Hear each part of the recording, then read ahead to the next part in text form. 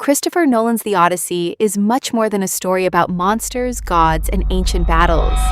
Beneath its breathtaking visuals and epic action lies a deeply emotional journey about guilt, sacrifice, loyalty, and the true meaning of finding your way home.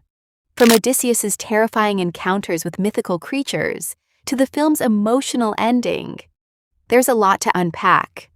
So today, let's break down The Odyssey and explain the hidden meaning behind Christopher Nolan's epic adaptation. A journey cursed by pride. One mistake changes everything. After helping his men escape the Cyclops Polyphemus, Odysseus has already won. But instead of quietly sailing away, he lets his pride take control. He reveals his real name to the defeated monster, believing he deserves the glory for his victory. That single decision becomes the turning point of the entire story, because Polyphemus is the son of Poseidon. Furious over what happened to his son, the sea god curses Odysseus, ensuring that every step of his journey home becomes a nightmare. From that moment forward, every storm, every monster, and every tragedy is connected to this one act of arrogance. Nolan uses this moment to show that Odysseus isn't simply fighting mythical creatures. He's fighting the consequences of his own choices. The greatest enemy isn't always the monster standing in front of him. Sometimes it's the pride that refuses to admit defeat. Throughout the film, Odysseus slowly learns that true leadership isn't about proving you're the strongest person in the room. It's about accepting responsibility for the people whose lives depend on you. Do you think Odysseus should have stayed silent after escaping the Cyclops? Was Poseidon's punishment justified? Or did one moment of pride cost him far more than it should have? Every monster has meaning. The monsters aren't just obstacles. They represent different temptations and fears. Christopher Nolan treats every mythical creature as part of Odysseus's emotional journey, rather than simply creating action scenes. Circe transforms his crew into swine, representing the danger of losing your humanity when you're consumed by temptation. Calypso offers him immortality and a peaceful life away from suffering. But accepting her offer would also mean abandoning his family forever. She symbolizes the temptation to escape pain instead of facing responsibility. The sirens test Odysseus in a completely different way. Knowing their beautiful voices lead sailors to death, he orders his crew to plug their ears while tying him tightly to the ship's mast. He wants to hear the song without giving into it, showing incredible discipline even when every instinct tells him to surrender. Finally, Scylla and Charybdis force him to choose between two impossible outcomes. No matter which path he takes, someone will suffer.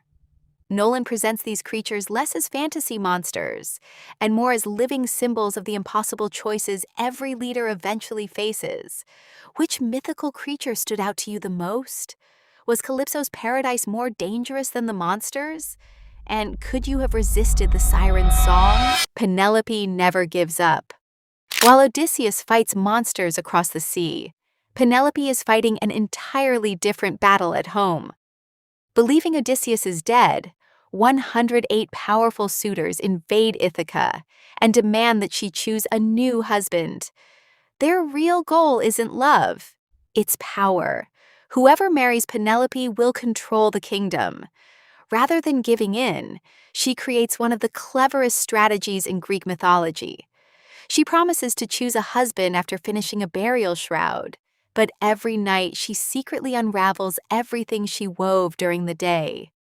This simple act delays the decision for years, buying precious time while refusing to betray her husband.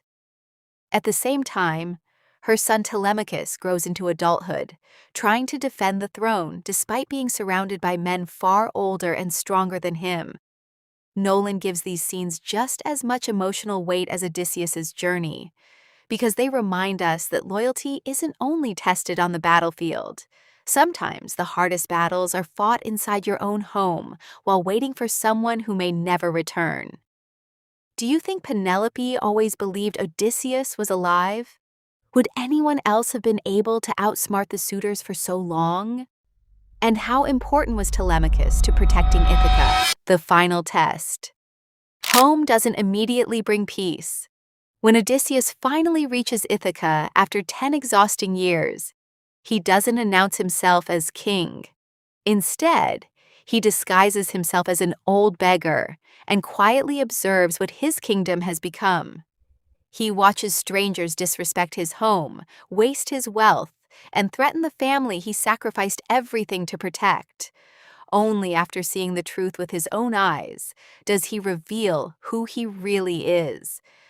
The final challenge comes through his legendary bow. None of the 108 suitors can even string it, let alone complete the impossible task of firing an arrow through a row of axe heads.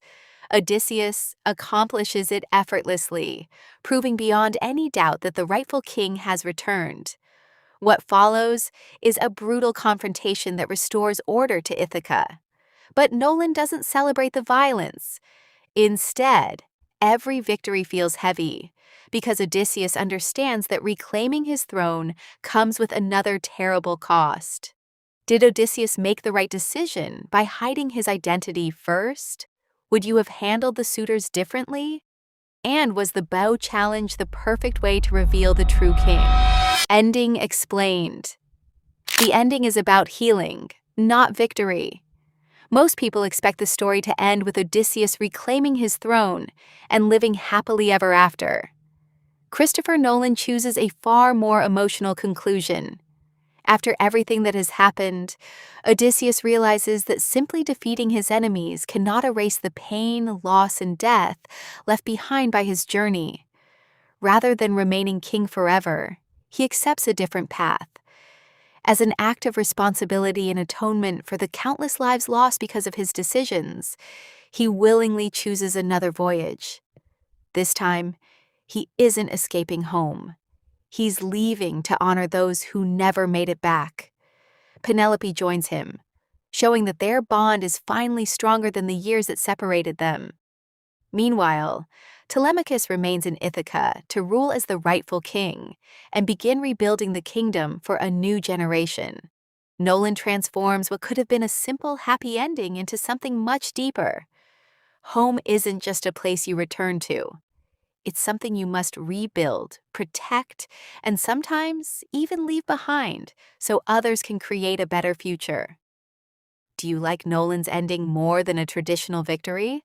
Was Odysseus right to leave Ithaca again? And what message do you think the film's ending was really trying to convey? The Odyssey is much more than an ancient adventure filled with gods and monsters. It's a story about pride, sacrifice, forgiveness, and the long journey of becoming the person you were always meant to be.